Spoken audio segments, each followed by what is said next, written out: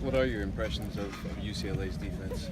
Oh, I think UCLA's defense is very good, and I think they're playing better as the season goes along. I know some of the numbers, but a lot of those numbers I thought were, you saw some of them early on in the year. You see some recent games and you see some recent things that are really impressive. So I know our hands will be full. I mean, in terms of in terms of one-on-one matchups all over the field, our offense versus our defense, we have serious challenges ahead of us. How would you characterize their performance of their secondary? At least just looking at it, seems like they're kind of there. Sometimes great, and then sometimes not so great. Yeah, I mean, a lot of us are like that, right? Yeah. I mean, in college football, you have days where you're not as good, and you could look at, our team at different times. That doesn't mean guys aren't trying. That just means it's, you're 19, 20, 21-year-olds, and sometimes, certain 60 minutes go your way, and sometimes they don't. But they're talented.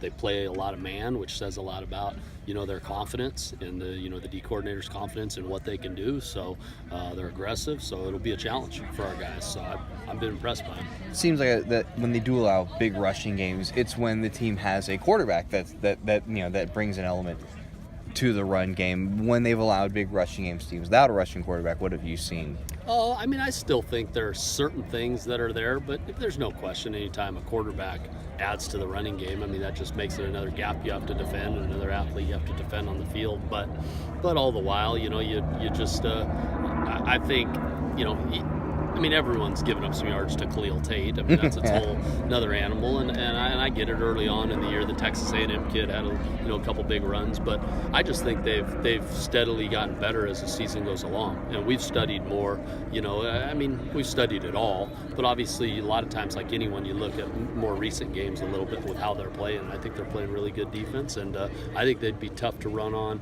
no matter who your quarterback is. What do you take away from the RPO game from last week? It seemed like there were a few times where Ross pulled it, maybe shouldn't, and then there were a few times where he gave it and the gap just completely disappeared. I don't know. Overall, our RPO game, he was actually, our percentages were pretty high. I mean, I think we only had nine incompletions in the game, and one of them was on an RPO that he threw downfield. But overall, he was pretty high percentage with the RPO game in terms of that. But I think it's one of his best qualities is how he operates within the RPO game. I think he does a great job with it. I think his reads are good, and he's got such a quick release that allows him to pull it and kind of flick it, when it's there. So I think overall offensively, our guys did a lot of good things. I mean, obviously, when you play a game in which there are 6 possessions, I've never been in a game where we had 6 possessions. So we had 6 possessions. We only punted once, yet it was a 17-14 game. They only punted once. So it was a strange game, but it's one of those games where that's when all of a sudden play 12 in the first quarter or play 22 in the second or whatever play it is, it magnifies that much more than, let's say, in the Arizona game where you run 100 plays and this and that. So that's where, again, we just have to, be so on point in games like that. Any game you do, but definitely in a game like that to where 1 or 2 things can be the difference. When you do tape study and look at that last play, that pick that he threw, what do you tell him? What do you go over in that play? It's just one of those things where if you're going to, within that concept, that wasn't necessarily where we were looking to go with it. But at the same time, it was an option depending on what the defense does. So he didn't necessarily make a bad decision on terms where to go it. But if he's going to go there, it has to be early and out there, and that's where, because if you're going to make that type of throw, it just has to be earlier and out there. So, but, that's the nitpick. I could just as easily say there are 5 or 6 calls I could have made right there that would have been better than that one too. So I don't always look at it like, well, that's what, should happen, because honestly, he probably should have thrown it away, which means that I didn't dial up a great call, if he's in a situation where he has to throw it away. So it's one of those situations where we all have to look back on it and say, what could we have done better? Did Jeremiah stem that route properly? Yeah, okay. He did. He did it properly, and he just got caught at the last minute looking over his other shoulder. But really, I don't know if that would have really had an effect where the ball ended up. It might have allowed him though to be able to come back and at least break up the interception where he kind of got himself where he couldn't quite get his foot in the ground to come back for the ball. Got it. But this is what that's just one of those things where we all have. Every team has those in games where you want something back or you're a step or 2 off. Well, with only 6 possessions, like, okay, I know. Everything matters. Bigger, yeah. It does. But what I'm saying is that play is just as big as the first quarter drive when maybe we missed a block or missed a read and settled for 3 instead of 7. You know, and that's where it sometimes gets caught up, it gets magnified because everyone looks at that play, but a play 12 could have been just as big.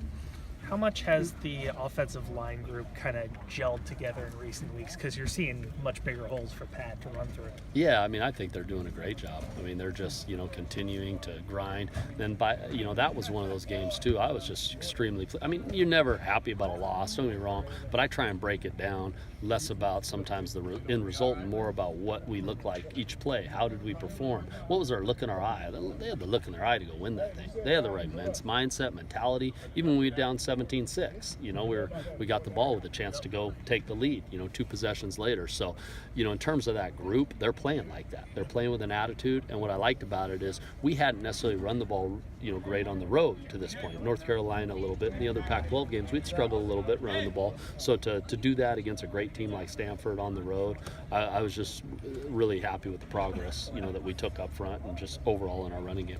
Now that you've played 11 games, had a bye, all those practice, are they getting tired? Can you do as much in practice at this point of the year than you could earlier?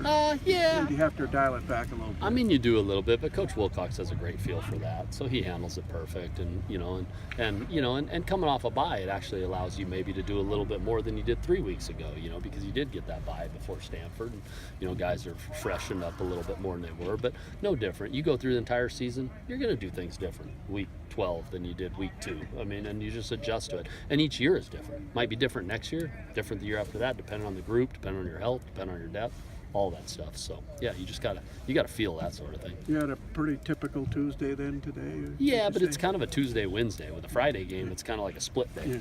Yeah. It's a little bit different with a Friday game. Same as WSU though, so that turned out all right. so in terms of that, but.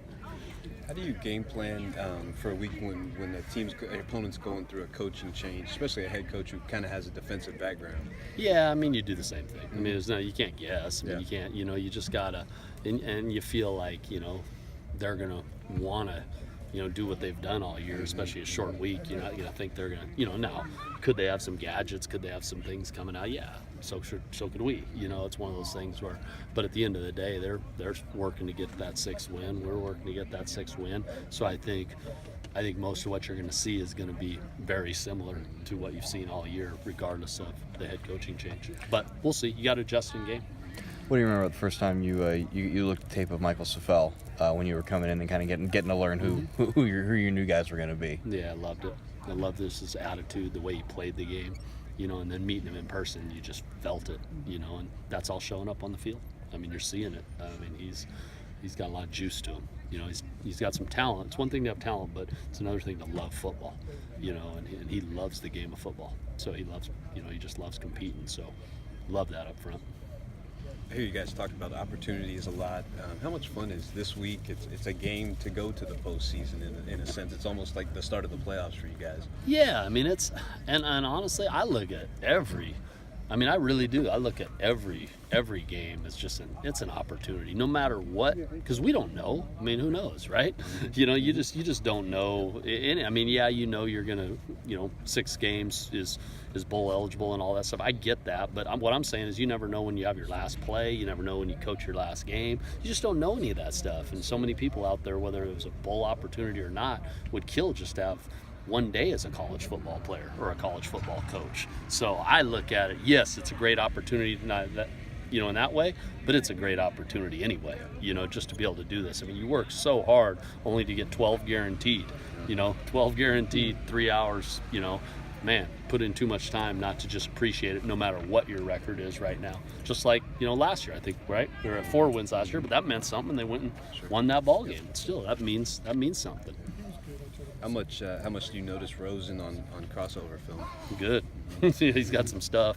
Yeah, he is. He's impressive. So we've watched a lot of it, just different crossover films. So you're always watching other teams' defense and, seeing what he can do. So just impressed, impressed by just a lot of little things he does well. He just has a lot of next level stuff to his game. So I've heard a lot of people talk about his arm talent, but are there some other little details there that that set him apart? Yeah, I think just he has good anticipation, gets rid of it. You know, it's one thing that when you have a strong arm and a quick release, so the combination of both, that's special.